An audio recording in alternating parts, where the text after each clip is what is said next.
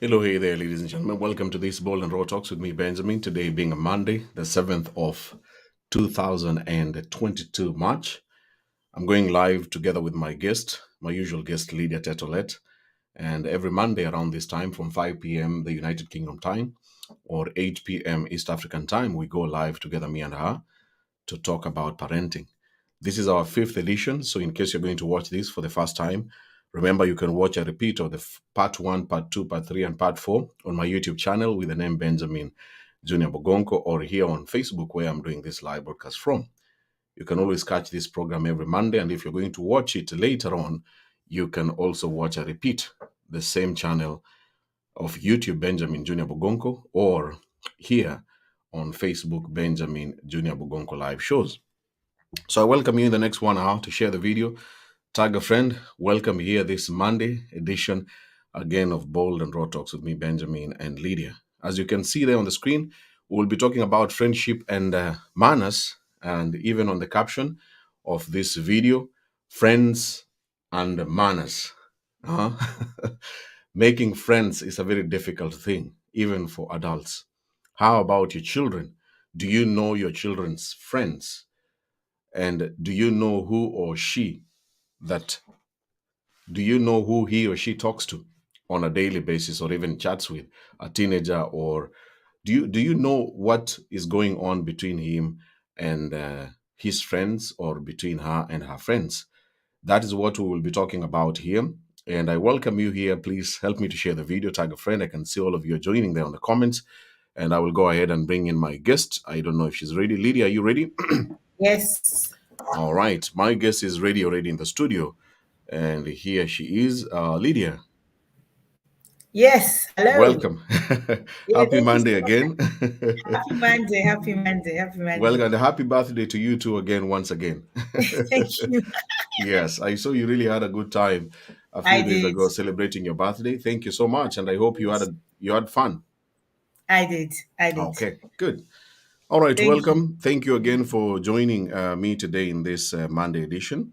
Um, so we'll go ahead and start as people are joining us. I hope you have already shared. Yes, that's what I'm Uh-huh. trying I'm to trying to do. share. We are trying to share the videos, me together with Lydia, as you guys are joining us. So help us to share the video. Put it on your timeline, on your WhatsApp status. Tag another parent. If you're a proud parent, make sure you type there on the comments, I am a proud parent, um, and then share the video, or tag a fellow parent that you normally discuss with when you have a problem with your son or your daughter. And even if you're not a parent, you remember you will one day become a parent. So this show will give you some lessons on what to do and not to do when it comes to raising your children. All right, Lydia, Yes. let's go ahead and start. Please, again, as always, introduce yourself.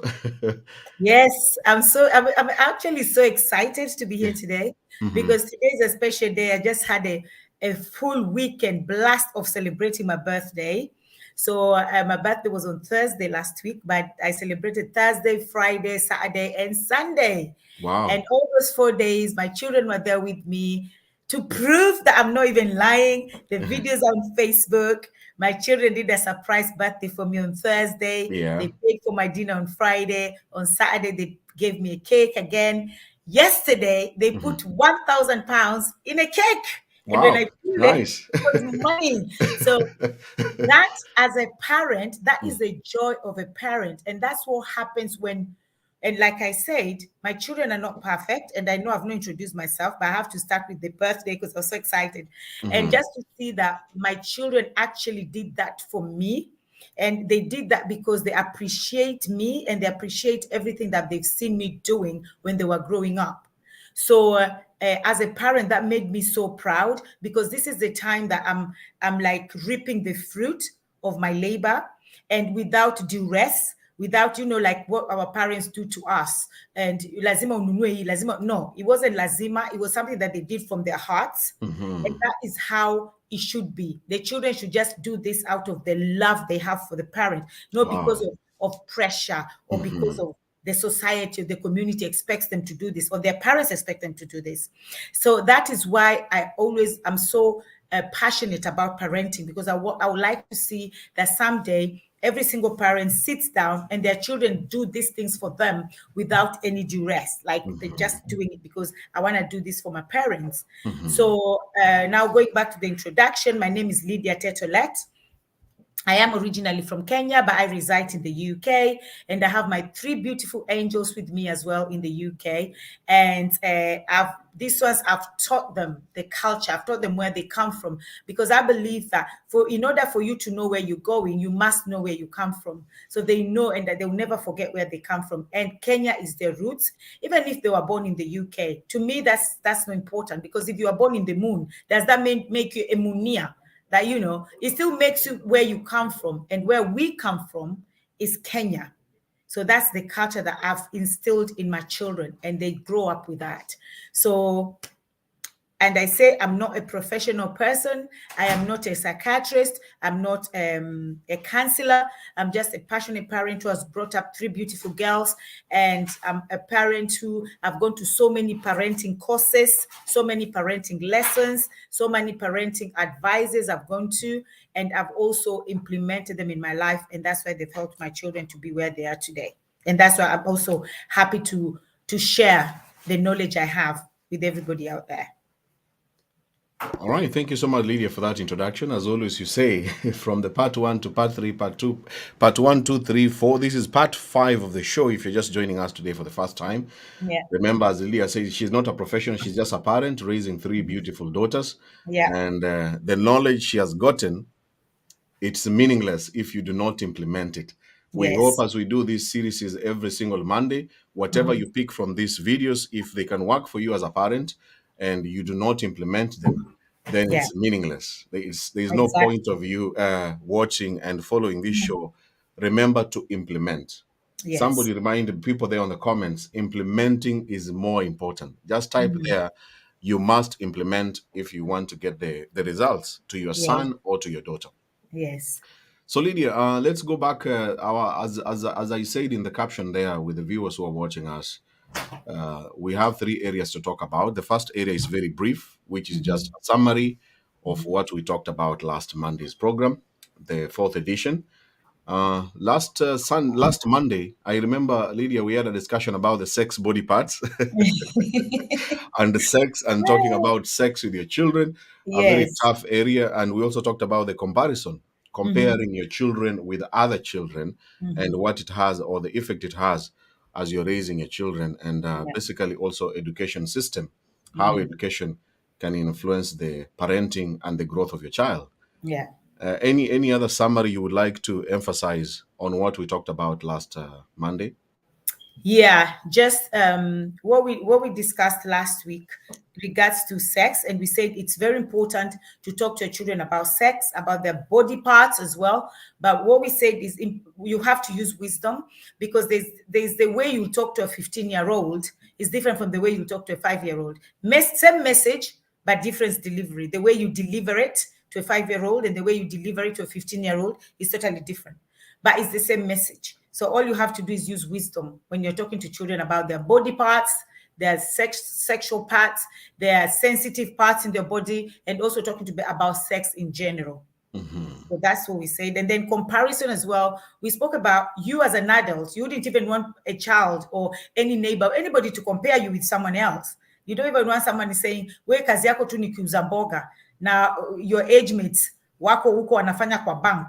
You wouldn't like that. So why would you now reduce your child to comparing your child with someone else's child, or your sister's children, which people always like doing? You have these family members and they're always comparing their children. Now you see your aunties, this, but you too, if your children tells you, well, you're not like your auntie yourself, you're not like your sister, how do you feel? You all feel nice. So stop comparing your children with anybody, and look at your children's weaknesses and their strength. Work with their strength, encourage them with their strength, and also try and work with them in their weakness, but don't compare them. Okay. Wow. Beautiful summary. In case you missed that video or that talk which we did last Monday, you can go ahead and check it out on my YouTube channel, Benjamin Junior Bogonko, especially on how to talk about sex with your child or with your children, regardless of what age they are. Remember, wisdom is powerful, but again, implementing is the most important part. Some parents say it's very difficult to talk about sex because the teachers do it for them at school, but they forget that. Lydia, I don't know what you can say about that. The parents who say that sex talk or sex topics are taught in schools, and a parent has no time to do that. What would you say to such a parent?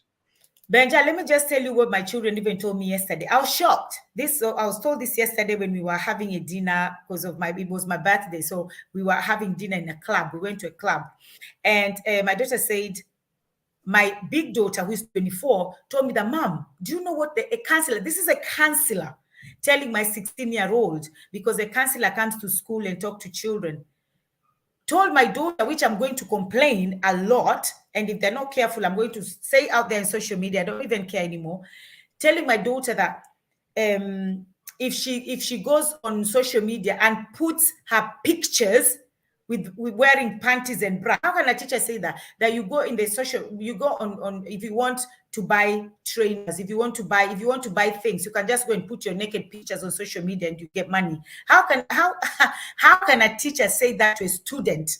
And she also said that, if you have a party and you want to know where you can buy some weed, I can direct you. I was like, hang on. Is this a teacher? Is this a counselor who says such a thing? So if you allow other people to teach your children, I'm telling you, your children, they will derail your children. There will not be. There's one of the ladies that I know. Of course, we are not mentioning names, but we're using this as an example. Her daughter, she has a daughter who's 15-year-old. This daughter was raped by 4 boys, same age, but she was lied to with her friends. Her friends knew she's a virgin, so her friends were jealous. So her friends called her, and all this, you want to fit in. She wanted to fit in the crowd, and she was lied to, and they raped her. And she just stayed in the house. She didn't want to leave the house for almost 3 months, Benjamin. This girl just stayed in the house. When the mom now found a counselor for her, this counselor, I don't know what the counselor put in her head. And she started going out. She now started having sex with anybody. At the age of 15, she started smoking weed, selling drugs for people. What did this counselor tell this child? So don't allow outsiders to come and talk to your child about these sensitive matters. Even if they discuss it at school, they need to come home and tell you, what did you discuss? If they discuss about sex, then you can now tell your child. In sex, they tell children that at the age of 16, you're allowed to have sex. What is that? So when your child comes and tells you this, now it's you as a parent to tell your child, okay, yes, this is what they told you, but it is A, B, C, D. They tell children 13 years old, immediately you start secondary school, they start showing them condoms. You can have sex by you.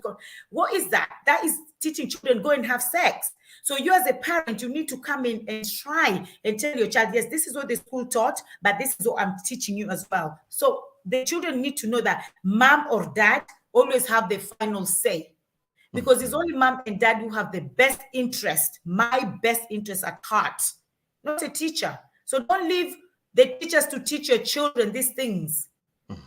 Wow. That's very deep. If you're a parent and you're watching this, please help me to share the video. And if you're a teacher who is also watching us, we appreciate you. And me, I'm a teacher too. It's a very difficult, as I said, and I keep on saying, teaching has changed. And don't believe and think that the teachers or where your children are going, the teachers are doing a good job. At the end of the day, you are the only person who will be responsible of your child, because you will stay with him forever. Yeah. You will always be with him, and this is your child that God gave to you. It's not a teacher's responsibility to help them grow and make better choices. At the end of the day, you remain the main CEO of raising that son or that daughter. Okay. Exactly. All right. Thank you, everyone who is tuning in here. And I hope you have shared, especially those who are just joining and saying hello to me and Lydia. We are now moving on to the first topic of our Monday, 5th edition. And as you can see there on the screen, we are going to begin talking about the manners of parents and children. Manners. I want you to type there topic number 1 if you're watching as a viewer, manners. What is manner according to you? Good manners and bad manners. And we will also talk about the first segment. We'll talk about the manners of children, the manners of parents, and how it can influence the growth of your son or your daughter.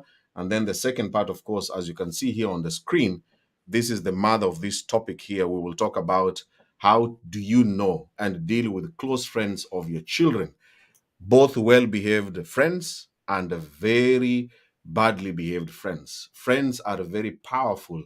Friends can break your life. Friends can kill your dreams. The same friends can raise you to become the best version of yourself. We will talk about manners and friends. What does manners mean to you when you hear about good manners and bad manners? So, Lydia, Yeah. manners. Okay. According to you, what's the meaning of good manners, especially for Okay. a parent? Let's start with the parent because he's the monster in this topic. Good Yes. manners of a good parent or good manners for a parent. Yeah. Okay. Manners, I know everybody has the definition of manners, but manners comes back down to how you behave either in front of people or even in front of your children, in front of yourself, even in front of yourself, right? Because even if you're just by yourself, let's say things like blowing your nose and wiping in your clothes, that is manners, that is bad manners. So there's manners that if you don't, because if you're doing something when you're by yourself, you're going to extend it. It's going to manifest when people are there, because this is something you're used to doing it to when you're only you by yourself.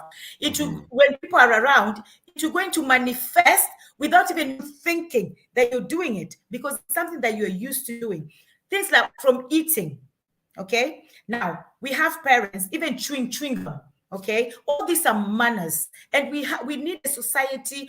We need our children to have good manners. I want my children to have good manners. I don't want my children going to public and chewing like and blowing the chewing gum, and when they're eating as well, eating with their mouths open and eating and talking, and food is flying everywhere. You're going, if this is your character, if this is how the manners are, because this is not you, this is not who you are, this is what you learn. There's who you are and there's what you learn, a behavior that you learn. And this is the behavior, because if a child is small or if a parent is eating like that, my daughter sees me eating like that, my daughter would think this is right. This is right to do this. You're talking, eating everywhere. So now, if this is how your manners is, this is going to affect your child from even having friends. This is going to affect your child for socializing with other people, because people will see your child, and because they when they're eating, their mouth is open, the food is flying everywhere. Nobody wants to be your child's friend. So that is how manners, if we have bad manners, it affects our daily life. Because Benjamin, everybody needs a friend, or everybody wants a friend. Okay, forget need, because need is something you cannot live without. So everybody wants a friend. So if you want a friend, and this is your mannerism, they'll see it and they'll be like, no, I don't want to associate with this person. And it's because of the manners, your parents did not teach you manners. Now, be somebody who have manners, who respects your spouse, you respect your partner, you respect your husband or your ex, you respect your children, you respect your neighbor, you have manners that you respect everybody who comes around you. The same manners as a parent is going to trickle down to your children, because remember, everything we do, our children look at us and we are their mirror. So whatever I do, it will trickle down to them. So now, the manners of especially teaching your child how to treat or respect a woman.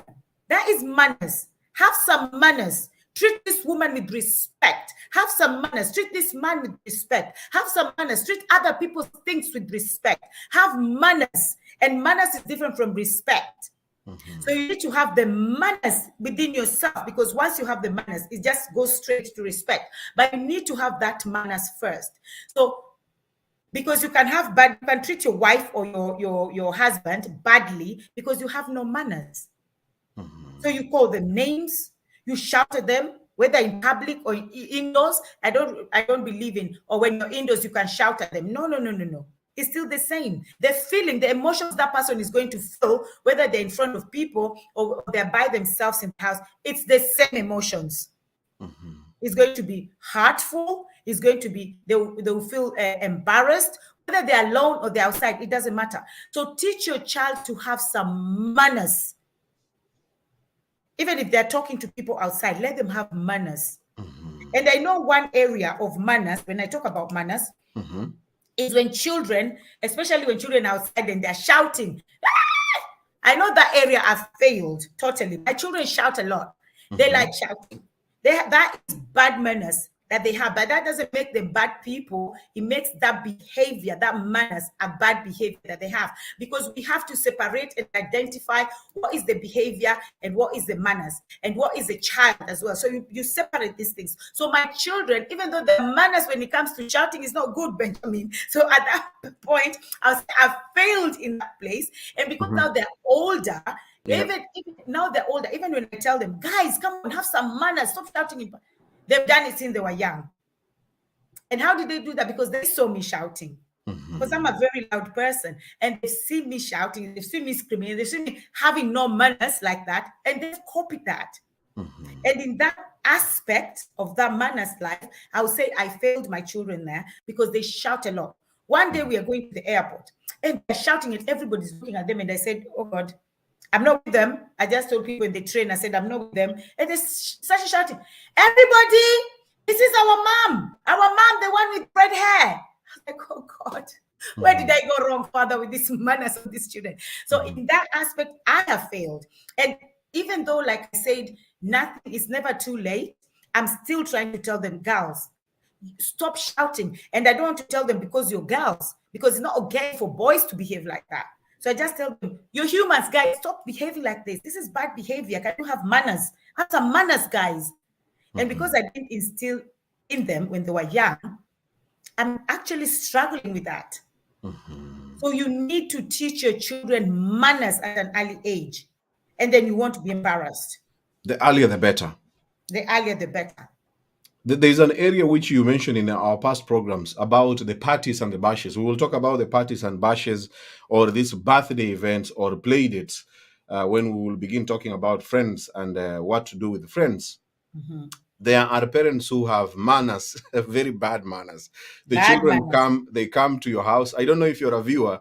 Have you met people coming to your house and their children spoil almost everything? And the parents of those children do absolutely nothing about it. They are Nothing. just seated there, and then they're like, "Wow, for Yeah. once I'm resting. Let these children teach this woman a lesson." Yeah. Have you ever Yeah. experienced as a viewer such parents bringing their children, breaking everything, and the same parents are seated there doing nothing? If you've ever experienced that, type there on the comments. Yes, I have.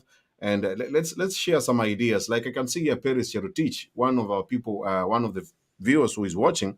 Some bad manners comes when the parents chip in to have bad stories with the kids. Some other things we can't share with our kids. Yeah, talking about those bad, sensitive stories with the children or not age appropriate.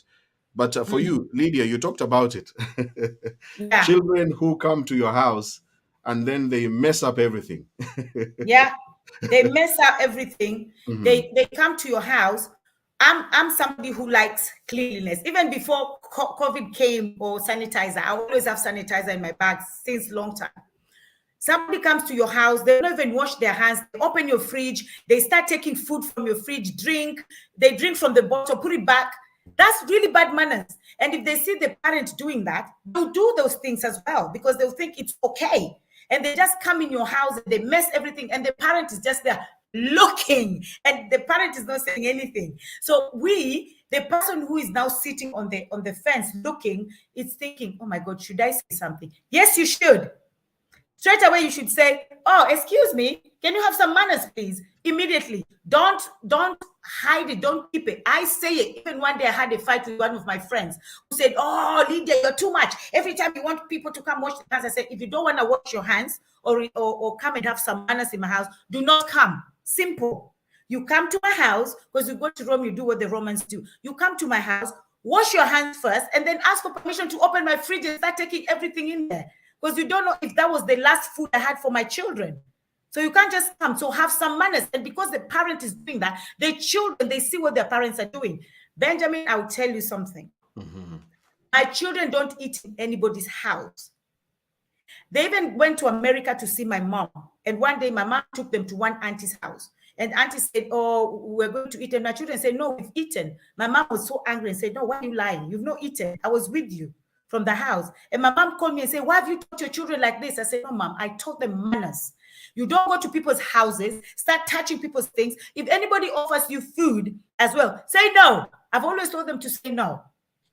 But I'm not saying you guys tell your children no, but there's situations where your children cannot eat. They don't go to everybody's Tom, Dick, and Harry's house and eat. They'll end up eating poison. They'll end up eating food poison. They'll end up eating rotten food. They'll end up eating food that's been there for 1 week. And the person don't want to throw them because they don't want to feel guilty for throwing food. And they'll feel, you know what, let me feed them to Lydia's children. You must have some manners. Before you leave your house, eat. Feed your children. So when you go to somebody's house, you know how to behave. I used to, when my children were young, and I don't know if one of my friends is watching, her name is Grace. She used to look after my children. She's the one who looked after my daughter. I used to carry even the a bag. You know, here in the UK, they sell these bags that have scents, very smelling. It's a little bit expensive because of the scent. I used to buy that. So if my daughter goes to anybody's house, their Pampers, put it in that bag. Put 3 bags, give it to me. I'm going home to pack my own daughter's Pampers. Everything, I'll carry my baby's water, I'll carry everything. They are not going to use anything in that house. The only thing they're using is that person to look after them. So by doing that, you're bringing your child up with manners, not to spoil people's houses, to respect people's things, to respect other people as well, individuals, to respect themselves as well, to respect themselves as well. So when it comes to that manners, you need to have manners. You need to teach your children to have some manners. Don't let your children run around and expect somebody else to look after your children. It's your responsibility to look after your children as a parent. And nobody's going to come and teach your children some manners. It's up to you to teach your children. Don't let some auntie or uncle or teachers teach your children manners. It's up to you. Because remember, by the time your child leaves your house, for somebody else to teach them, they are 1, they are 2. Who are they listening to? Mommy or daddy? Who are they seeing? Mommy or daddy?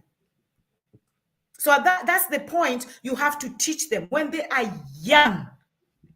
Start from young. Very important. Yes? Yeah. You see, like here, what Ruth Johnson is saying, my children do not eat anywhere apart from my home. That is Ruth Johnson. All right. Faith Milai is saying, I don't see where here involving children in this topic. The burden is on parents or guardian. That's Faith's opinion. But remember, Faith, as we keep on saying, children are growing. Once a child becomes 16 or 17, you will definitely involve him or her in this discussion, whether you like it or not. Unless your child remains 2 years old, then that is a different story. But a child is growing and will grow and eventually will become very well behaved or very poorly behaved. And if you don't do it as early as possible, then these children will enter into someone's house and touch everything, even go to someone's phone and begin opening. Yeah. They can easily go in someone's phone and start opening and open, or even get mails, letters that have been sent to you, and then they come and open because they do not understand what is private and what they should touch and what they shouldn't touch. They grew up knowing that you can play and do anything, anywhere, without being questioned or told to behave well. Yeah. So I don't know what are your experiences as a viewer who is watching us here about bad manners. Lydia, I want to involve our audience Yes. to type their top 3 bad manners. Okay. Top 3 bad manners of parents. Yeah. Top 3, according to you, the bad manners you don't really like or you don't admire from certain parents that you know. You don't need to mention their names. Top 3 that really annoy you. Yeah. And Benjamin, just to say, to talk to Faith as well. I know Faith said how are children getting involved. You cannot be a parent without children, Faith. You are a parent because you have children, whether they're your biological children or you're looking after them. You are a parent or a guardian. That is why we're talking to parents, but we're talking to children through parents, because that child will be mannerless because of you as a parent. So when your children are going out to play, who are people going to blame when the children is playing out? Is the child. The child, somebody will say, oh, we don't want to play with this child. They're not going to say we don't want to play with Faith or we don't want to play with Lydia because we are the ones that fail those children. It's the children they're going to target when the children are playing outside. Even other parents will say, don't play with that child. They're not going to say, don't play with Faith or don't play with Lydia. So in order for us to talk to parents, we have to involve parents and children because they come as a package. Beautiful. That's a very, very important faith there. I hope you understand. Your child is growing. And if your child is growing, yes. Paris Charity says parents these days are unavailable. Ruth Johnson says, Banange, I hate children who touch everything they see. Hannah Nina, the problem with the parents of today, we raise these children like an egg that it can break. What would you like to say, Lydia? It's true. It's true. Because we are so scared because of the society and the environment we live in that, oh, if I say this, my child will be upset with me. Or if I say this, people will judge me. It's not even so much about the child. It's so much about the society because we are so much worried about what this person will say, what the society will say, what this. So the way we treat our children, we are thinking that by shielding our children, we are helping them. You're not helping that child. You're actually making a monster out of that child. Because I always say that God gives every single person a child, a beautiful child, a blessed child. It's we as parents that turn those children into monsters because we want to treat them like eggs that they will break. No, if you have to discipline a child, discipline a child. It doesn't matter where you are. If you need to speak to teach them Swahili, if you're in a foreign land and speak with them in Swahili outside, teach them Swahili. I always tell my children, tukifika nyumbani, nitakutandika mpaka ujipate uko kwa baba yenu, uko kwa Luya. I'll tell them that. Other people will know here what I've told them, that they will know what I've said, and they know that when, like the topic we had last time, Benjamin, when you dish a discipline, you have to do it. So when I say something to my children, they know that mommy will do it.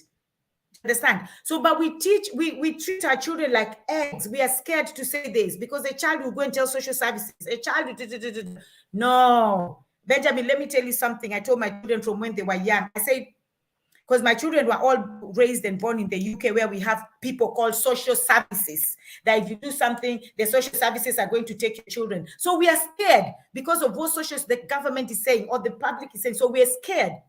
I told my children from young, let me tell you something. You came from, I have an egg. I told them I have an egg in my stomach. And that's where you came from, that egg. Okay? If they take you, I have so many eggs that are left there. So if they take you, I don't care. I'll go and bring another egg to replace you. So whatever happens in this house stays in this house. You have to teach your children from early age. Whatever happens in this house stays in this house. But if your children see that you're always on the phone gossiping about Angela, tomorrow you're gossiping about John, they'll do the same thing. They'll go outside and gossip about what's happening in the house.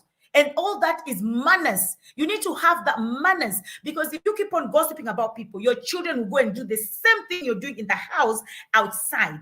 So I always tell my children, whatever happens in this house stays here. But if you decide to go and tell, and the social services will come and take you tomorrow, that's your problem. I have so many eggs. Where that egg you came from, I'll go and have another child and I'll never care about you. Did I mean that? No, I didn't. In my heart, I'm thinking, oh, damn, if they go and sell social services, I'm in trouble. But they don't see that, because when you're talking to them, you're in charge. You have to be in charge. They have to sit in your eyes. They have to sit in your they have to feel it in your tone that mommy is serious. Mm-hmm. So you must have, because the manners that starts from the house is the manners that your children will take out. You have bad manners, you keep on gossiping about, they will go and tell social services what you do. My mom beat me yesterday. My mom and my dad were fighting. My dad, social services will knock your door. Mm-hmm. Wow. People are reacting here. People are writing there. Top 3 bad behaviors or bad manners. Like what Mosesana Ketimilwe is saying. Top 3 bad manners of parents: drinking beer in front of kids, arguing in front of kids, or bathing and undressing in front of kids. As you know, these are opinions, Lydia. Yeah. What would you comment about that? Okay, I agree about the drinking beer part. Yeah. Mm-hmm. But you see, the thing is, drinking is not a problem. Drinking is not a sin. Because even the Bible says Jesus turned water into wine. Drinking is not bad. It's the behavior that happens after the drinking. Is what happens after what you've put in. So if you're drinking probably 1 beer or 2 beer, it's fine. But it's getting drunk and start misbehaving. It's the manners that you display after drinking that counts. It's not what if it's not what if you're drinking. If you're drinking a glass of wine, if you're drinking wine, beer, wine, they're all the same thing because they're alcohol. The fact is, beer, wine, spirit, everything is alcohol. So you can't say, oh, if I drink wine, it's fine. If I drink beer, it's not fine. They are all alcohol. It's all It's alcohol. only what you do after that. Now, you see, a lot of people cannot contain drinking alcohol. They drink alcohol and then they start misbehaving. They start displaying bad behavior. So your child, and that's where probably she's coming from. If I want to imagine that's where she's coming from. If you start drinking and start misbehaving, displaying bad behavior in front of your children, they will do the same. So I totally agree with that, but I'm coming from a different aspect of it's the behavior itself after the drinking. How Now, about the arguing? Arguing in front of the kids. arguing in front of your children is a no-go area. And I'll come to that in another topic when I'm talking about when parents think that children, siblings arguing and fighting is the norm. It is not the norm. It is the norm because we are doing it as parents. We are doing it as parents. So our children will just think, oh, it's normal because mom and dad always argues. What's wrong with you guys taking a walk and going to argue outside, or wait when the children are asleep, or wait when the children are out and start arguing? So I totally agree with her in that one, 100%. Arguing in front of your children is totally wrong. Now, undressing in front of your children, bathing or undressing, I think it depends because personally, I'm a woman, and up to today, I'm telling you, Benja, the honest truth, and I'm not even lying. Up to today, me and my girls, because in my house we are 4 girls. We don't have man in my house. It's only 4 of us. We walk naked. I go have a bathroom when I'm having a wash. My children are there. We are chatting. Maybe they've had a wash as well. They are creaming themselves. So for us, that one is no. So, and I think that is everybody has their own. Everybody has their own way of dealing with it. Opinion, yeah, when it comes to that. But my one personally is that is the way I got connected with my girls, because when, like I said last time when I was talking about periods, they saw me changing my pads. When they even came when I told them, oh, my egg broke today, guys. That's why today my pad was red because my eggs broke. They'll take a cleaner and say, oh, mommy, can I put it for you? I'll put it for them. I show them how to hide it and put it, and nobody should ever see your dirty pads. And that is because I was undressing in front of them. Up to today, my daughter is 24 years old. She undresses in front of me. She will have a wash. When she's screaming, I'm having a wash. She does, my daughter does wax. My firstborn, she has a waxing business. In fact, today she's gone for one. She waxed my vagina. She's my daughter. She waxed me. She waxed our armpits and she waxed my vagina. So that's fine for me. But again, every parent with their own. Yes. Good. Thank you so much. Very teach here. Good communication, good bonding, and I think she was saying good bonding, and keeping friendship is the key here. All right. Remember, you have to implement what you are saying. Yes. Sometimes people are Googling. They Google. And they just want to put a comment there for the sake of putting a comment. Remember, as a parent, as we always say in this talk, if you do not implement some of the good things we are talking about here, then it's meaningless. It is meaningless for you to watch and listen and just say, wow, Lydia has a point. If you don't go and implement this, I have to repeat this as a teacher, implementing is the key, because you need results. You need a better behaved son. You need a better behaved daughter. So don't watch these shows every Monday and you do not implement.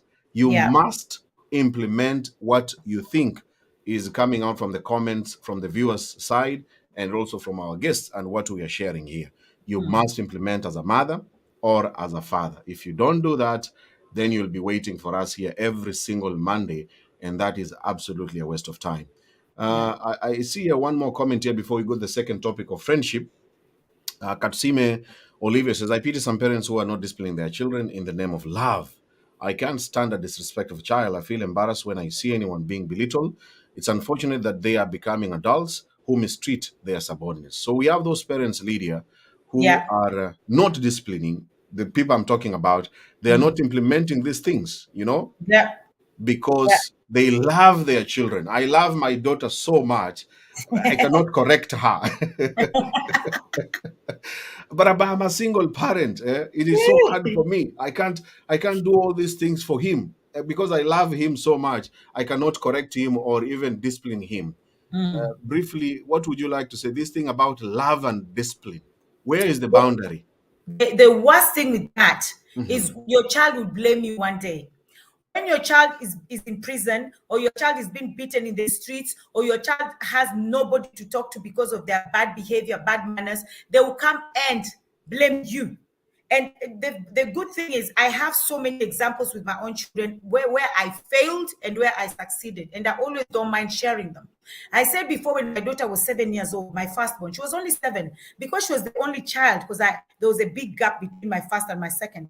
I used to go shopping and I buy sweets because I love my daughter so much. Let me give her sweets. Oh my God. I used to give her sweets. The day her teeth was rotten, we took her to the dentist.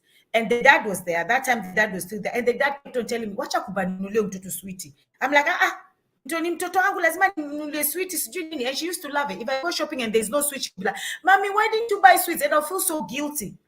But the day we took that girl to the dentist and her teeth was rotten, you know what she told me, Benjamin? In front of the dentist and the dad, Mom, it's your fault because you're the one who buys me sweets.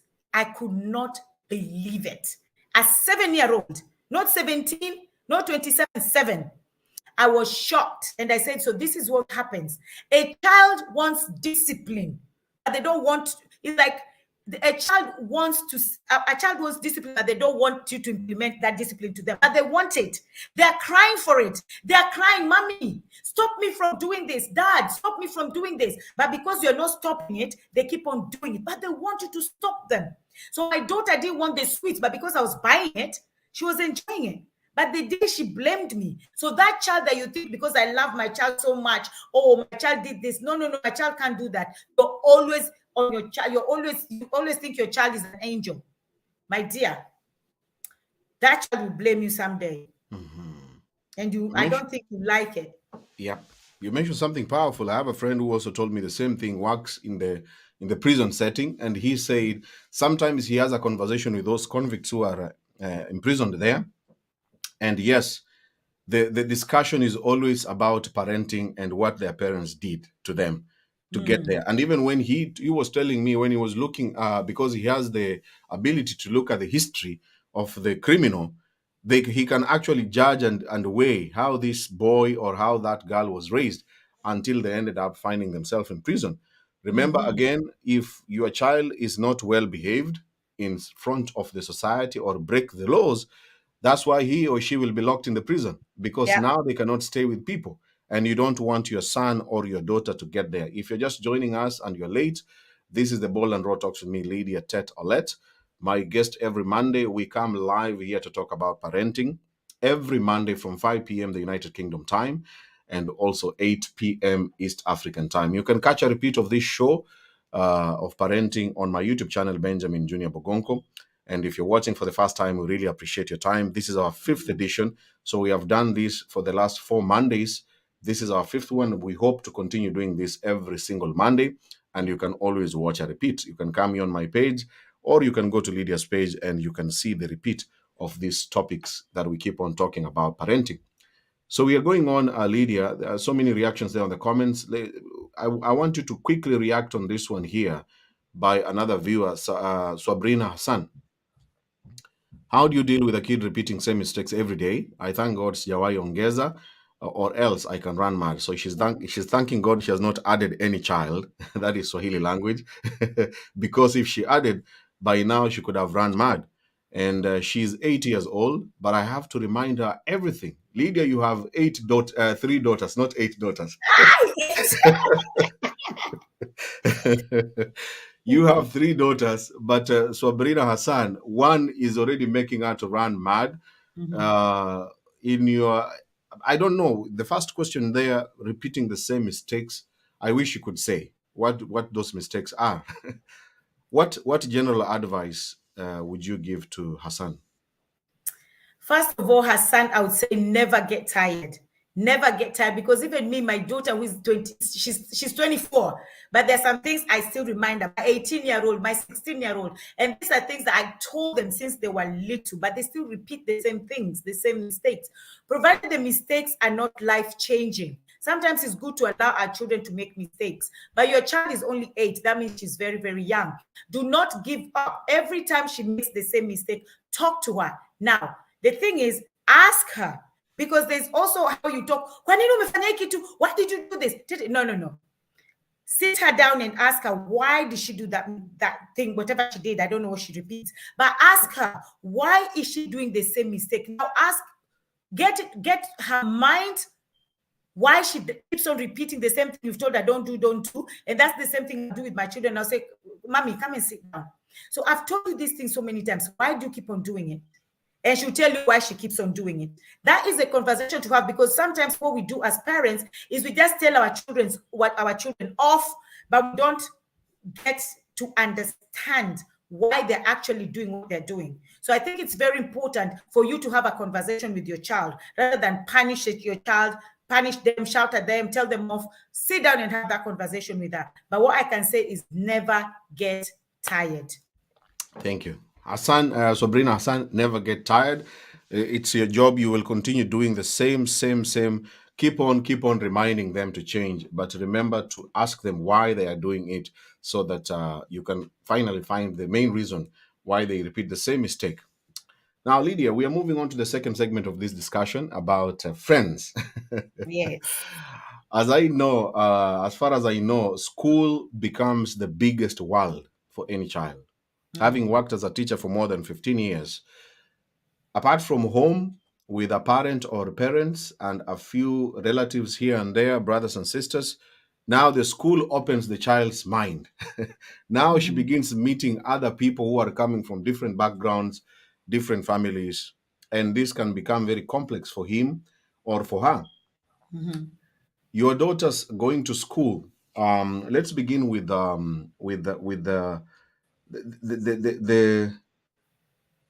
the friends they are had from the age of which age? Let's start from age of which age should be the best to start with? Like your first daughter, her friends. How did you know them? Okay. First of all, like I said, and I wanted to say this, parenting, we always say this, Benjamin, every time we have this. Parenting is not, there's no a book, a rule book for parenting. The same thing as marriage. There's no rule book. There's only guidelines. And a guideline might work for me and it might not work for you. Okay. So what I believe, and I say this, the saying that always says that show me your friends and I'll show you who you are. I totally don't believe in that. I disagree with that. Okay. I'm a devil's advocate in this. I disagree.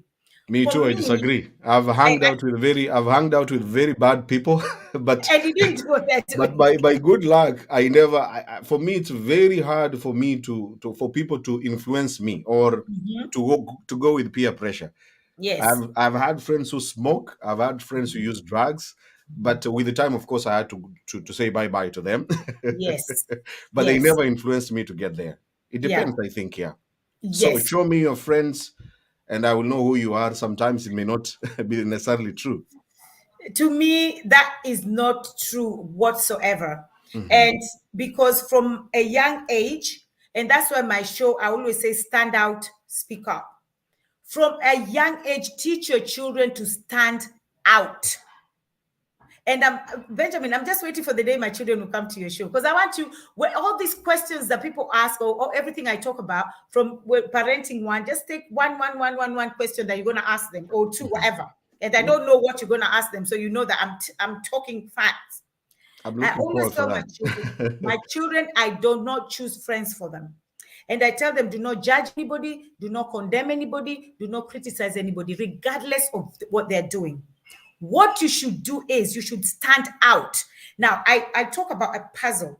If you have a puzzle and if it's an African map, there's little puzzles that you have to put it to fit until it makes the African map. It has to fit in. To fit in, you have to fit in and make the African map. Don't teach your children not to fit in and make the African map. They have to stand out. They have to be the unusual puzzle, the unusual piece that cannot fit in a puzzle. They have to be that unusual piece. For them to be that unusual piece, that means that they'll leave her out because that piece has nowhere to go. As they stay out, that's why they always say that even if you're in a relationship, an abusive relationship, you can't see until you're outside. So you have to teach your children to stand out to see what is happening inside. They should not fit in. Fit in is when now peer pressure comes in, Benjamin, because you want to fit in, you want to smoke, you want to have sex, you want to drink, you want to go to these shops and steal because all your friends are doing it. So you want to do it to fit in. No, you have to stand out. And as you stand out, don't judge anybody, but stand out and tell them that what they're doing is wrong. You know how they call my daughter? They call her granny. Oh, granny's here again, because she's always telling them, no, what you're doing is wrong. Even if they go out, she can drink. Yes, you drink her tequila, whatever she drinks. I don't drink. So anytime I see her drinking, I'm like, hey, this is a typical Kenyan. I think I'm not a Kenyan like this, my daughter. She'll drink, but even in her drinking, she will stand out and tell her friends, no, it's enough. No, you can't do this. No, you can't do. She's the one that's still looking after all her friends because she knows that I have to stand out. I cannot fit in a crowd. Mm-hmm. My daughter came to me when she was 13 years old and she told me, oh, mommy, my friend had sex. I was shocked and I was like, oh my God, what do I tell this girl? Do I tell her not to walk with that person? Because on a natural, a parent will say, don't walk with that friend, because you're thinking, because the friend had sex at 13, your daughter too will go and have sex at 13. So I'll call my child and say, oh, wow, is that what she did? Do you think that's right? And she'll say, oh, no. And I'll say, why? So she'll explain to me. So because now she knows she cannot do it from her own mind, that is standing out. By you telling her, don't walk with that child, that is when the walk. Sometimes when you're walking, Benjamin, and somebody tells you, Akia Mungu usiangalie, don't. That's the minute you want to look. Because somebody told you, usiangalie, that's the minute you want to look. And you'll be like, but I told you not to look. That's how the human mind works. Mm-hmm. It's what they tell you don't touch. It's what they tell you don't do. That's what you want to touch and you want to do. That's why we say, as parents, you are the mirror of your child. They see what you do. They don't see what you say. They don't see what you say. They see what you do. Whatever you're saying is nothing. What you do is more important. It's more important. Mm-hmm. So if your friends have had, if my daughter's friends, my daughter has friends that smoke weed. She has friends that have had sex at a young age. She has friends that is in prison. Right now, one of my daughter's friends is in prison for murder.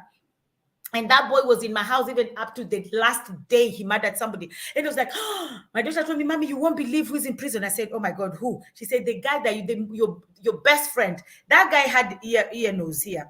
And I kept on telling him, sweetheart, look at you. You're handsome. You're this. Take off that nose ring. He said, Auntie, I really love this nose ring, but I'm taking it out because of you. I love you so much. I'll take out the nose ring. He took it out. That's the boy. Few months later, my daughter is telling me that he stabbed somebody and he's in prison. I felt pain. But even though their behaviors were bad, their manners were, I never told my daughter, do not work with these people. I told my daughter, you have to stand out. And you don't standing out. Wow, standing out looks easier said than done. But what techniques did you use? Like, you kept on reminding them, don't do that. Even if you're working with a smoker or somebody who drinks a lot, don't do that. Discussions, Benjamin. Since they were little, I told you, anytime my children in the house, I say, sweetheart, who are you? They'll tell me, I'm a beautiful Black African princess.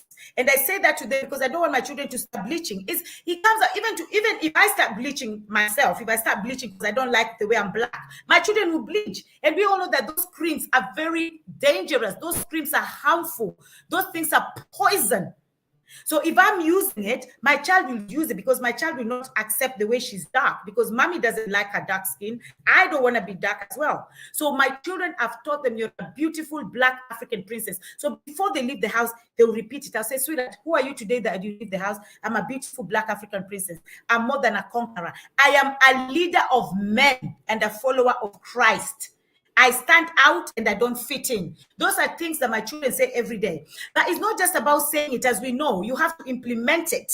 Saying it is not power. They have to implement it. So for me to know that they're implementing it is for me to see their friends. and how they're behaving in front of their friends. And the other thing also, I tell parents just to avoid your children going to other people's friends, allow their friends to come to your house. I know parents who say, huyo mtoto sitaki kumwona kwa nyumba. Don't bring your friends. No. Let them bring their friends. Talk to their friends. Eat together. Let them bring their friends. Even if their friends have to. My children, Benjamin, do not sleep in people's houses. I told you what my second born did to me. She tortured me with this sleeping in people's houses because all their friends come to our house. I personally cook for them. They eat. Even whatever they're doing, I'm upstairs, they're downstairs, and I'm listening as well. I'm listening to their conversation, and they're like, baby girl, I heard you guys discussing this and this and this. Do you think that was right? I'm not getting angry with her. Like, oh my God, I heard you swearing. I heard you talking about sex. No, I just said, hey, sweetie, I was just going to the church and I heard you guys talking about this and this and this. Do you think that's right? And then she said, yeah, yes, mommy. And then we start talking about it. And I'm just going to plant reasoning why she shouldn't do that or why she shouldn't think like that. But it has to come from her. She has to see that part. So my house is always full. And that's why I know all these boys. My house is forever full.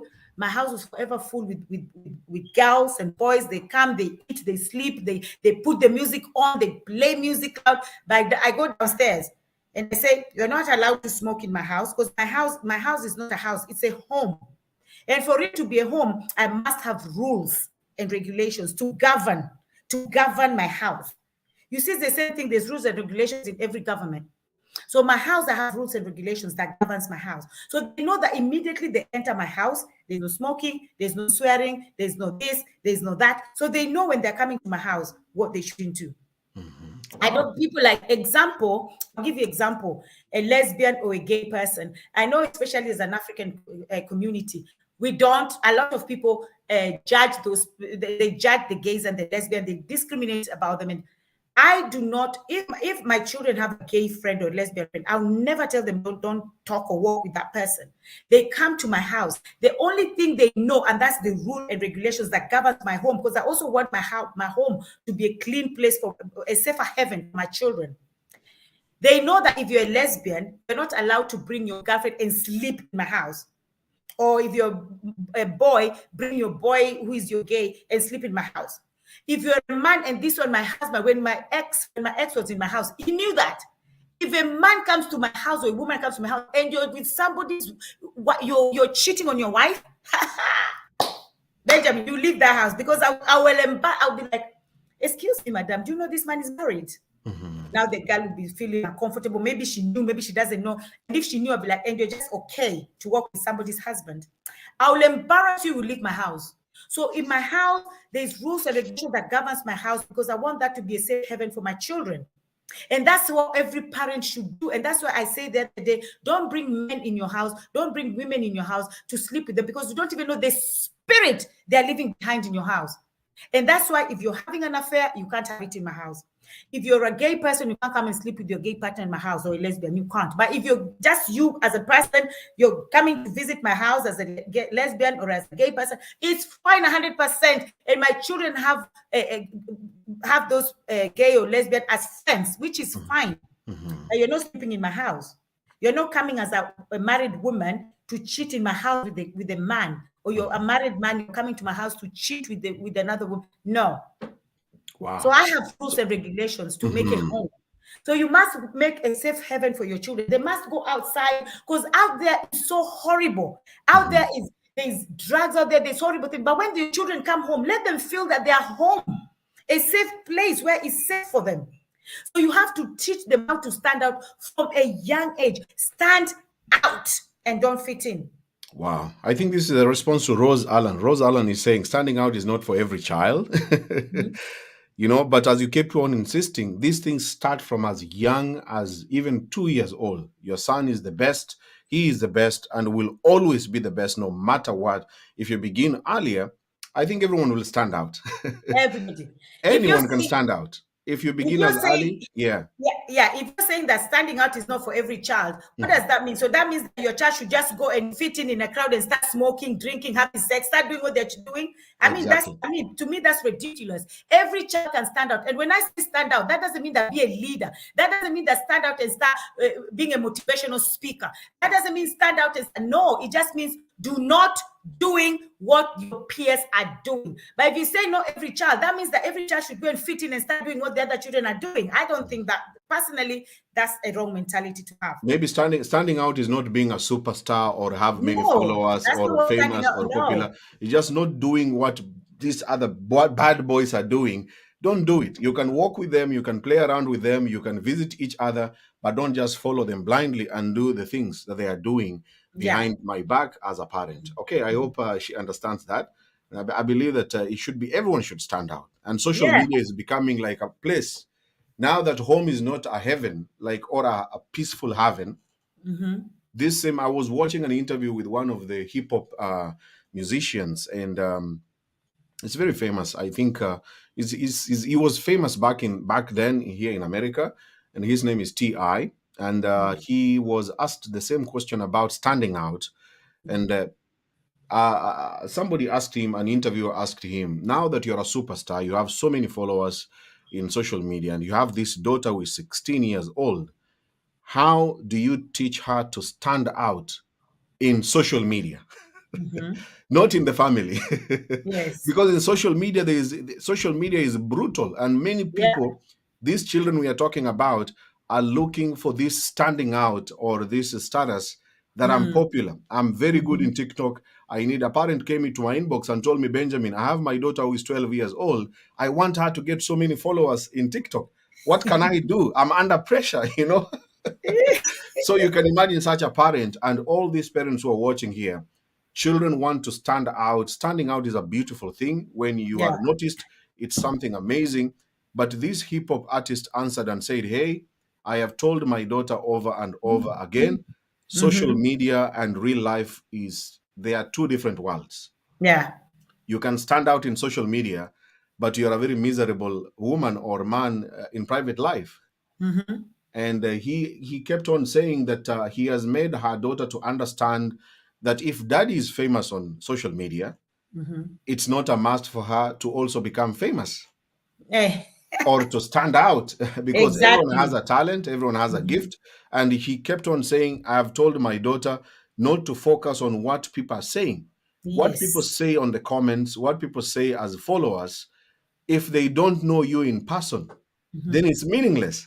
They don't know Yes. you. So this Exactly. standing out as a parent, especially those who are raising children, moving to TikTok, Instagram, it's a big challenge. I understand you as a parent, your daughter, your son will want to fit in there. Tell him to stand out is not about the numbers or the followers.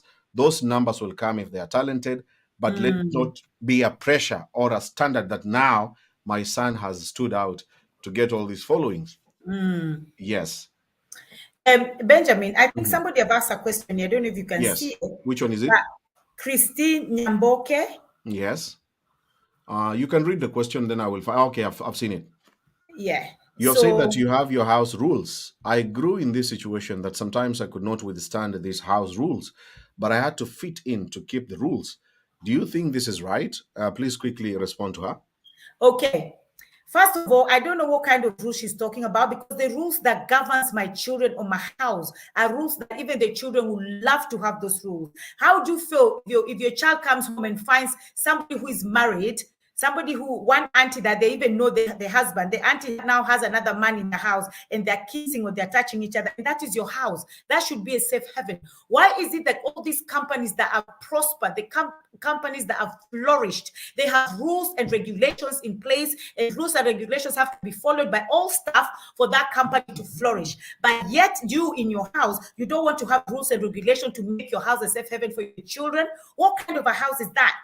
Your house must have rules and regulations. regulation. The rules and regulation is not go out and don't, if you go out, you must come back at 10 o'clock. Those are not the rules I put there. I'm not putting the rules there for my children, but to protect my children. And there are rules of you cannot come to my house and commit a sin in my house, because that's a safe haven. And that's what makes it a home. A house is any Tom, Dick, and Harry can come in and do whatever they want. But I want a safe haven for my children. So when they come out from the dirty world, they should come in where there's a safe haven for them and they feel safe in the house that is clean. So I'm not putting rules for them that I'm saying, oh, if you go out, you have to come back by 10. Or if you do, but even those ones, they have to be there. And there are rules I have to agree with my children. I'm not just waking up in the morning and putting rules. My child, if you want to go out, I have to tell you, sweetheart, you have to come back. I'm asking you, what time do you think you're going to come back? 10 o'clock. Why do you want to come back at 10 when you know by 10 o'clock, especially in the UK, by 10 o'clock it's dark already? So how are you going to come back? Oh, mommy, it's okay because I'm going to use an Uber. We agree. But there are the rules and regulations that I've set already by myself, because I know these are rules and regulations that are going to govern my own children's sanity. And you know that there's nothing priceless in this world than a sanity. Beautiful, beautiful. Okay, I hope you've responded. So those rules are very important. Without rules, somebody can go for 2 weeks and come back later. Exactly.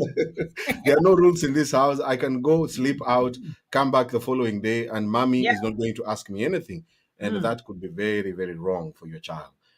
Millie Mandela has a different opinion. Be careful, madam. Some behaviors are manipulated spiritually, like lesbianism.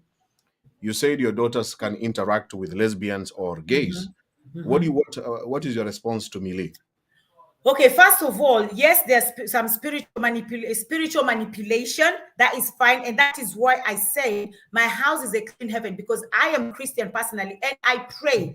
And I cannot say that my children, you're not allowed to talk to this person or walk with this person. Let me tell you, that time when you now want to catch your children and say, I don't want you to walk with your friend because they are lesbian, I don't want you to talk to, it's not about the behavior.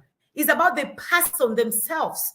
So that person, if there is Lydia, this is Lydia, and if Lydia is gay, there is a difference between love Lydia as a person but hate the sin. They say God loves you, but God hates the sin. God loves the person, but God hates the sin in you. So if you're a lesbian, or if you're a thief, and let me even tell you, all this, when people focus so much in lesbianism and gayism, what about people who fornicate? That can be manipulated spiritually as well, because fornication is a sin. Stealing is a sin. Lying is a sin. Lesbianism is a sin. All these things are sin. So why should we take one and say, you can walk with this person, but don't walk with a lesbian, because it's spiritually manipulated. Even stealing can be spiritually manipulated. You see some people who go to the shop, and there's a name for that. There's a name for people who go and just want to steal. I used to have an auntie like that. Everywhere she goes, even in somebody's house, she'll come out and she's stolen the panty. Don't you think that's spiritually manipulated? So would you now tell your child, don't work with this person, and you look at that just lesbianism, that is spiritually manipulation? Every single thing we do in life is manipulated by something. Either it's manipulated with spiritual, manipulated with prayers, manipulated with our friends, manipulated with the environment. Everything we do in this life is manipulated by something. Wow, that's powerful. Don't focus on these things so much, and yet your son or you yourself, you've been fornicating, you know? You're fornicating and you're judging a lesbian and you're committing the worst sin. Anyway, thank you for that response here. Peter Opoko says, absolutely amazing. I'm Koambiana Fire watching you live. Thank you so much, Peter Opoko, for tuning in and watching us. Rules are very important. Finally, as we wind up, Lydia, I want you to focus on making friends. Making friends. You know, I do my meet and mingle show. Last weekend, I was not available.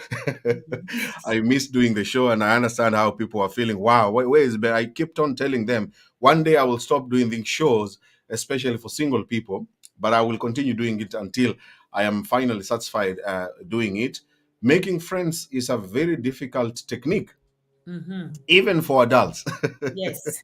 People Even want to for start adults. from, even for adults. Remember that as you're watching this. Yeah. If for a man to create friendship with a fellow human being, a good friendship in business or in any area of life, to continue having this peaceful environment or peaceful connection between him and the other person, it's difficult for somebody who is over 30, over 40.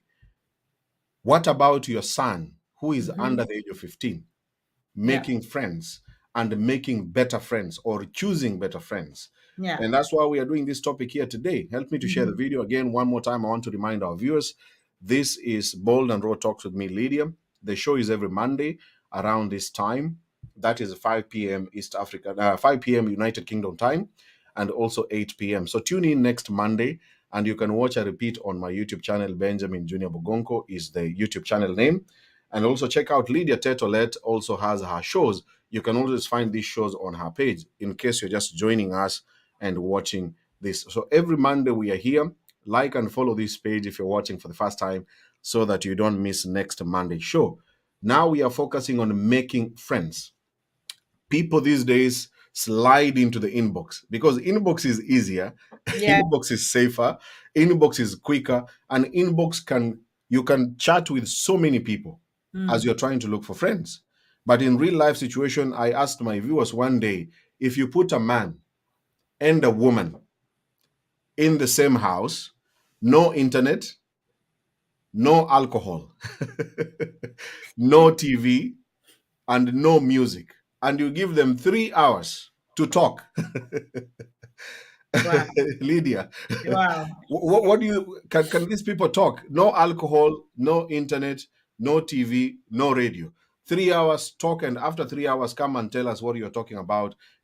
Obviously, no sex because people can see you. So it's not, we're not going to lock you in a room.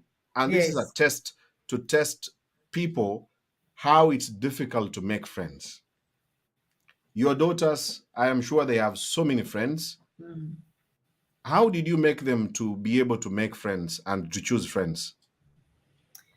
Well, my children, what I always tell them, and what I tell them and I tell myself, Mhm. friends come in your life for a reason, a season, and a lifetime. Those three things: a reason, a season, and a lifetime. Now, if you meet somebody, because when you meet somebody, you don't know who this person is. You're just trying to see, oh, can I be friends with this person? Do we have anything in common? When you're talking, maybe all of you love football, or maybe all of you like cooking. Now you start talking about football, you start talking about cooking. But when you have nothing in common, what brought you together? Because sometimes you have nothing in common, but something, a common goal brought you together. What was that?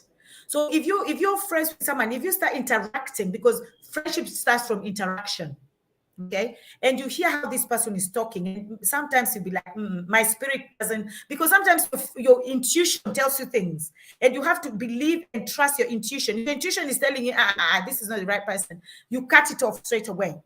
But if that person is now in your life, they are there either for a reason, a season, or a lifetime. So the reason is, if let's say me and Benjamin, we are so friends, we are doing things together, and then all of a sudden you start disrespecting me. Because you know, some people like it when you're living under their mercy. They like when every time I phone Benja, they say, 10 pounds. Benja, help me with this. You will, because that is what gives them the satisfaction of life. Just to see that Lydia is always asking me for money. Some people are sad in this planet, and that person who is sad, you might meet that person as your friend. So they just like the fact that you are living under their mercy. They're the ones who are giving you this every day. They're giving you this. The day you stop asking, and you now get yours, they'll start hating you. They'll start getting angry. They'll start abusing you. Unajiringa squeezy. Unafikiria wewe ni nani? Unajiringa just because you're not asking them for money anymore.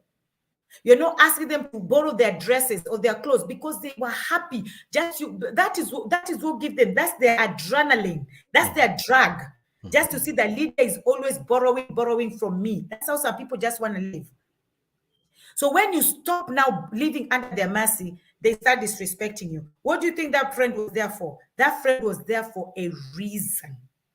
And the reason they were there is for giving you that money that you wanted to use at that time. They were giving you that thing that you wanted to use at that time. The reason is done. Block them, delete them, and move on, even without feeling anything, because that's not your friend. Wow. So, and then there's a season as well. They're only here for this season. They were only here for winter. Winter is done. When summer now comes, they start behaving so strange because it's summer. Why do you behave so strange because it's summer? What changed winter and summer? That's because they were only there for that season. The season is done. Let them get out of your life without you feeling any guilt. Block, delete, and move on. But then there are some there who are there for a lifetime. And those are the ones that you share the same ideologies. You share the same thinking. You share the same goals, the same vision. They push you. They encourage you. They motivate you. They inspire you. Those are there for a lifetime. Now, the thing is, we have to pray to have a discerning spirit and to identify the difference between a reason, a season, and a lifetime. And that is what I teach my children. So it begins with interactions. Talking with someone will reveal what this person is after about, or The and intentions. yeah, I keep on encouraging even my viewers and the followers. Every time you're chatting with someone, you should be asking yourself, what is this guy chatting about with me? Yes. Yes. At Like, first, you don't judge them. You don't judge them. I know making yes. friends is very difficult, but I believe introducing yourself is very important. If you Yes. want to make friends, in my skill of doing even these shows, especially the meet and mingle, it's important to introduce yourself. Mm-hmm.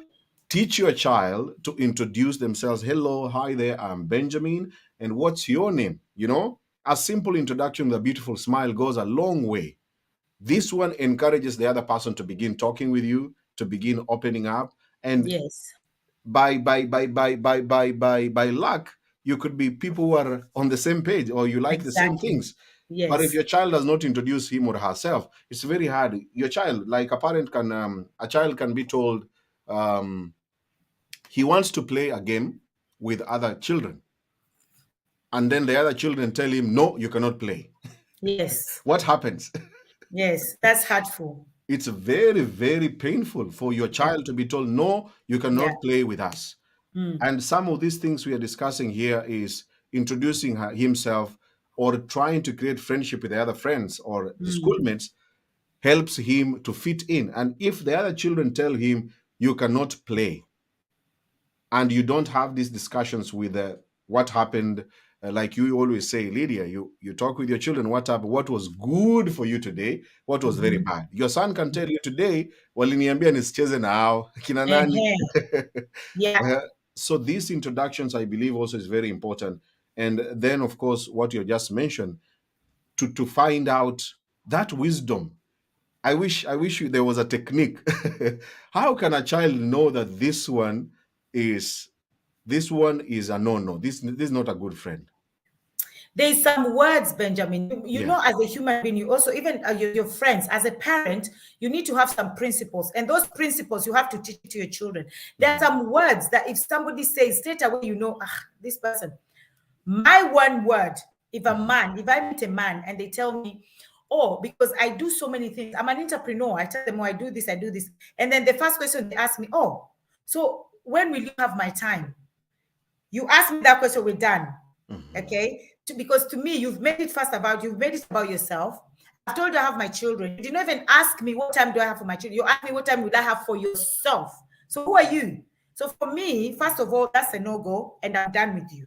So there's some words that if somebody comes and tells you, you as a person should have some words that if a man tells me this, or if another friend, a woman tells me this, who is my friend, and I also have to teach my children, you need to have some words that you have a principle of some words that if somebody comes to you and say, oh, don't tell your mom, that is the worst thing somebody can tell your child. Oh, we're doing this. Oh, don't tell your mom, don't tell your dad. That's it. That friendship should end right there.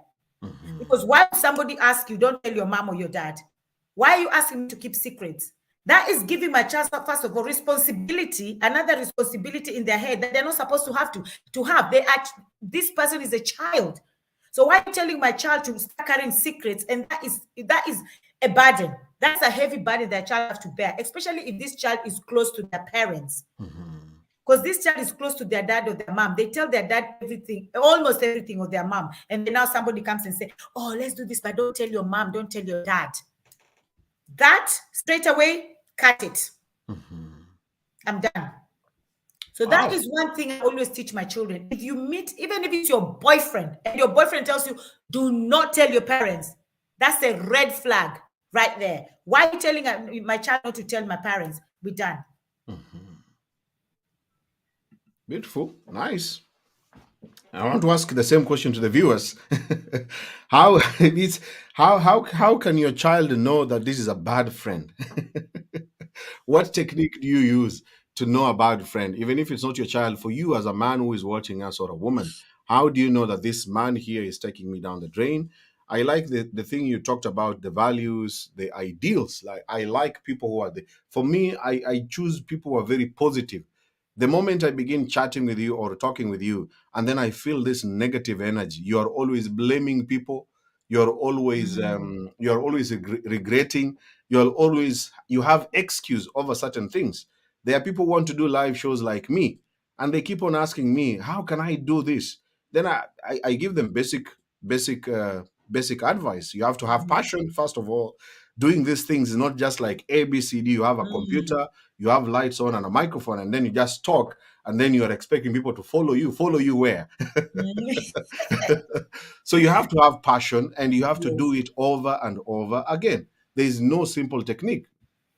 You have to put in the hard work. So you as a viewer who is watching here, yes, making friends and choosing them, you have to do it consciously. This woman that I am talking with, I met online. Even you as a woman, you went to another country and then you're talking with her. What does she tell you every time you are interacting? Even a Yes. man to man. You met a man here, maybe online or where you're working, and every time you're seated together with him, their words together with their actions will tell you whether they can be good friends or can be bad friends. That's my Mm. style of finding out. I will give you some time. Let's talk, let's chat. But after a few days or a few weeks, I will finally have made my decision. This one is a Mm. no, no, block, delete, bye bye. And I don't feel anything Mhm. about it. I used to feel guilty, Yeah. by the way. Yeah, I know. I know. People feel guilty by removing people in their lives who are derailing them. Mm-hmm. The same way a parent can tell their daughter that daughter, that the other friend has come to our home. I have seen them. I have seen their family. I know them. But according to the way I see and how they behave and how she behaves, it's a no. And then you cut off. Mm-hmm. Mhm. And this brings me to the birthdays and sleepovers. Wind up with those two areas: birthdays and sleepovers. Sleepovers, my children will never go and sleep over with the where there's no mom. Hmm. I'm very I tend to protect because we just grew up as ladies in my house, and I know the world out there, the way the world is. So you also have to protect your children. That's why I say rules and regulations are very important to have. So my children know every time they tell me, "Oh, mommy, I'm going for sleepover." Who is that? Oh no, they don't. Hey, Lydia. What happened? My internet just went off. Sorry about that. Short commercial break. I think we're winding up, but somehow I just received a message. Your signal is low, but now we are Okay, back. Now we are all back. right, that's Yeah. fine. You are talking about something, huh? Yeah, I was saying about Birthday sleepovers. and sleepovers. Yes. Sleepovers are very important, very, very important to know. If my child tells me they're going to sleep over, I need the number of that parent. I have to talk to that parent. I need to know, are they, if that is a responsible parent or the parent who is drinking and sleeping in the other room, they don't even know what their children are up to. No. So I have to, if my child is going for a sleepover, I have to first of all know the parent. And if that house there's a dad or their brothers, you're not sleeping over. I'm sorry. Mm. I Wow. don't care if yes, the dad is a good dad, the brother is a good dad, but he's a good brother, but he's a good brother to them and a good dad to them, not to my children. So Mhm. you're not sleeping, and my children know immediately. They say, "Oh, mommy, we're going for a sleepover. This is auntie's number, mommy." And there's no dad, mommy. There's no dad there. There's no brother. They say straight away because they know the rules and principles of sleepovers. Mhm. Beautiful. Birthdays. How about the birthdays? Um, do you have any rules for the birthday parties? No, I Mhm. just allow them to have their birthday. Yeah. Their friends who they invite, that's upon them. Yes. Oh, Yeah. I don't choose their friends for them. They choose Mhm. their own friends. But of course, when they're in my house, there's something they do balloon. I don't know if you know about the balloon thing that the children do. The one they tie on the waist? No, balloon, they inhale it and then it's like a drag. Ah, no, no, no, I don't know. Okay, maybe it's in the US, it's not there. It's common in the UK. It's Hmm. called balloon. It's very common in the UK. So I tell them, if you want to do these things, I'm not going to start disciplining other people's children. That's not my job. But my job is to protect my own children in my house. Like I said, my house, I have rules. Hmm. So if they want to smoke their weed, or they want to do their balloon, or they want to drink alcohol, they do it outside. Nothing like that is done in my house. So they know that. Okay. Wow. Yeah. Beautiful. How about let's finish with the last area, which is about the role models. I know Mhm. people say that role models should be parents, which I strongly believe. The number Yeah. one role model should be a parent, not a Yes. celebrity, not Mm-hmm. a famous woman or a famous man that your child is busy following you on social media, thinking that Yes. their lives are much. I used to follow celebrities, but I actually, unfortunately, and I'm sorry to say it, I had to unfollow most of them Yes. because I was living in an illusion that their lives are much better compared to me. When they have so many followers, they have so many likes, I'm like, wow, when can I get there? And when you wake up in the morning, you go on your social media platforms, you only see their lifestyles and how they are living good and they are living. And so our children are also following these superstars, Mm-hmm. and sometimes they think they're role models. You Yes. as a leader, Mm-hmm.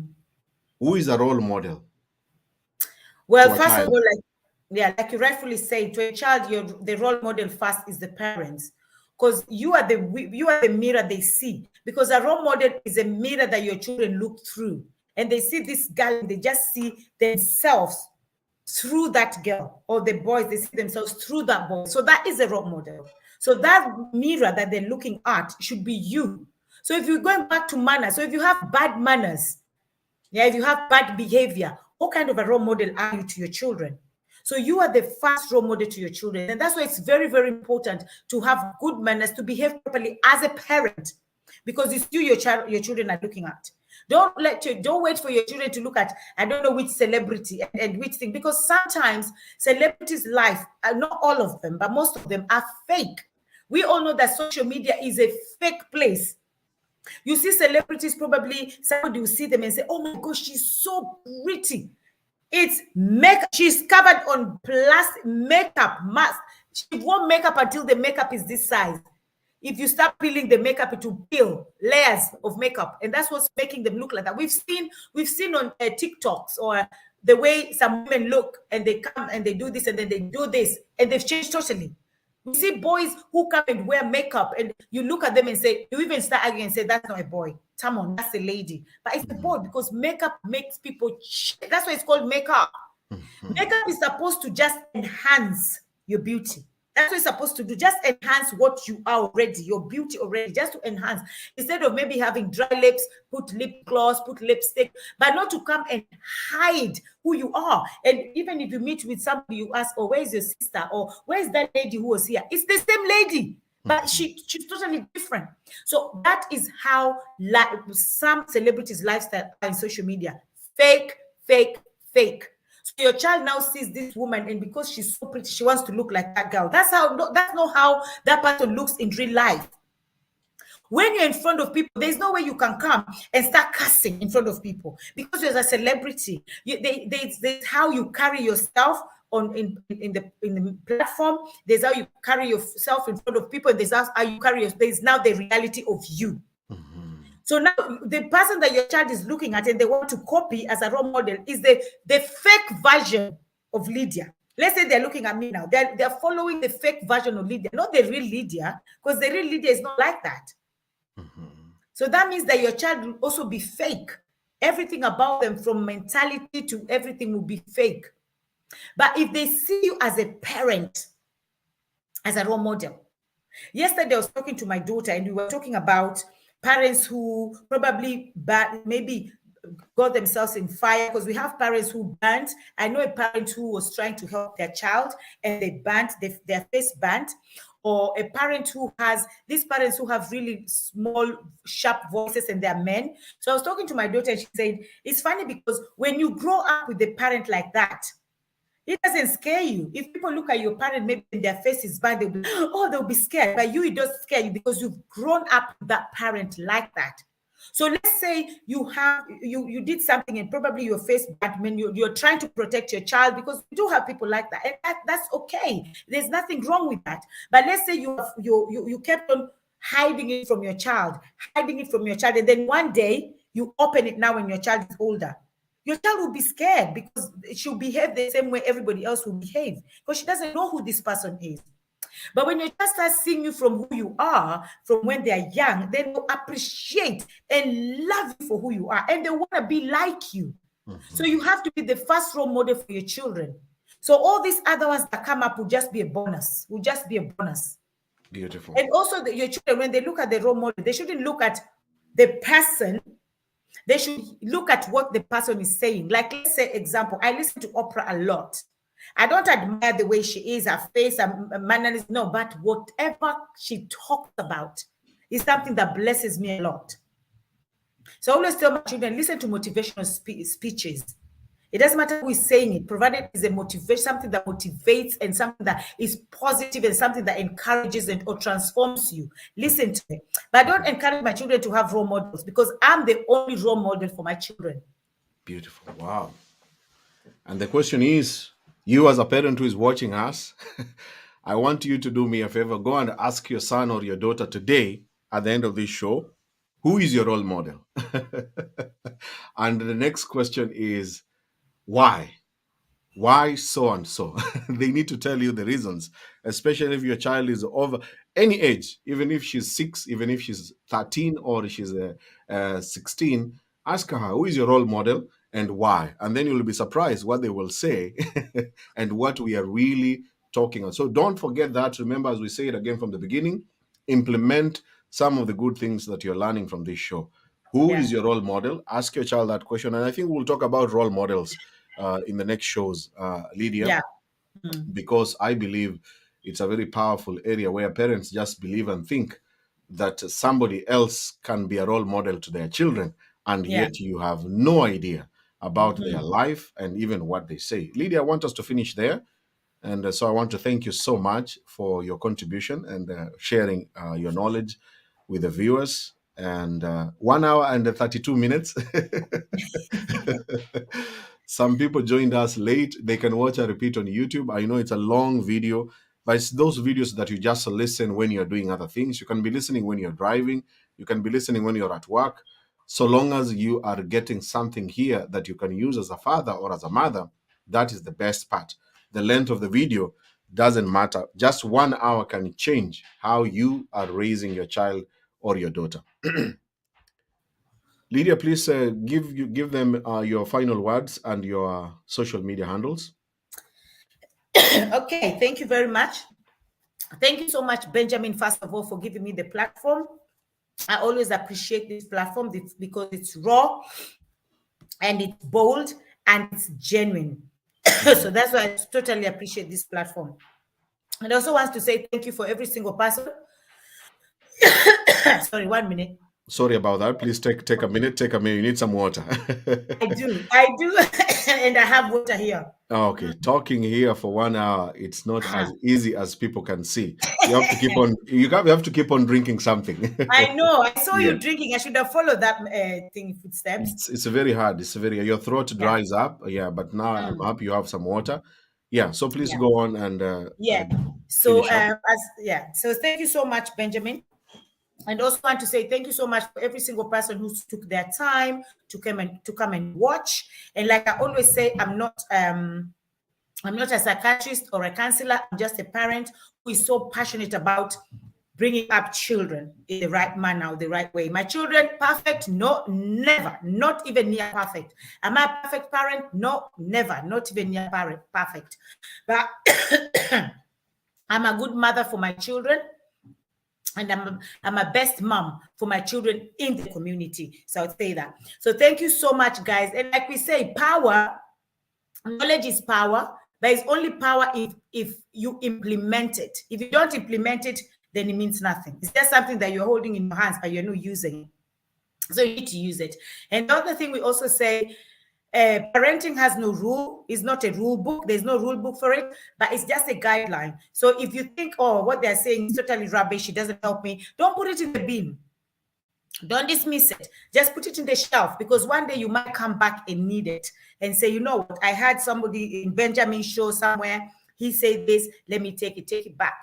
So thank you so much, everybody, for watching it. Just implement what you can. And remember, what works for me might not work for you. What works for you might not work for another person, but it's just guidelines. But if we get it right, guys, we will have a better tomorrow.